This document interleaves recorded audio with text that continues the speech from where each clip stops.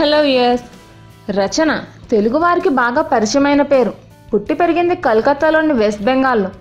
1994లో miss కలకత్తాగా select అయ్యి cinema ఇండస్ట్రీలోకి రావడానికి మార్గం సుగమం చేసుకుంది. శ్రీకాంత్ ఉపేంద్ర నటించిన కన్యాదానం మూవీతో తెలుగులోకి ఎంట్రీ ఇచ్చింది. ఆ తర్వాత బావగారు బాగున్నారా, సుల్తాన్, పిల్ల నచ్చింది, లాహిరి లాహిరి వంటి మూవీస్తో తెలుగులో మంచి పేరు తెచ్చుకుంది. రచన ఎక్కువగా ఒడియా ఫిలిమ్స్లో హీరోయిన్గా బాగా పేరు తెచ్చుకుంది. సూర్యవంశం మూవీతో బాలీవుడ్లోకి ఎంట్రీ ఇచ్చింది. తమిళ్, బెంగాలీ వంటి ఇతర భాషల్లోనూ మంచి పేరు తెచ్చుకుంది. రచన ప్రముఖ ఒడియా యాక్టర్ సిద్ధాంత్ మహాపాత్రని 2004లో ప్రేమించి పెళ్లి చేసుకుంది.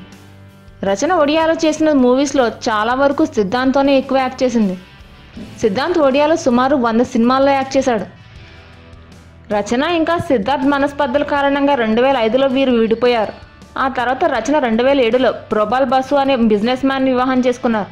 వీరికి ఒక కొడుకున్నాడు. సిద్ధాంత్ రచనకు డైవర్స్ ఇచ్చిన తర్వాత యాక్ట్రెస్ మామా శర్మని వివాహం చేసుకున్నారు. వీరికి ఒక కూతురు ఉంది. సిద్ధాంత్ సినిమాల నుంచి పాలిటిక్స్లోకి జాయిన్ అయ్యాడు. ఒడిశాలో 2009లో జరిగిన ఎన్నికల్లో బెర్హంపూర్ నుంచి లోక్సభకు పోటీ చేసి గెలిచారు. ఆ తర్వాత అదే నియోజకవర్గం నుంచి 2014లో పోటీ చేసి 1,00,000 ఓట్ల మెజారిటీతో గెలిచారు.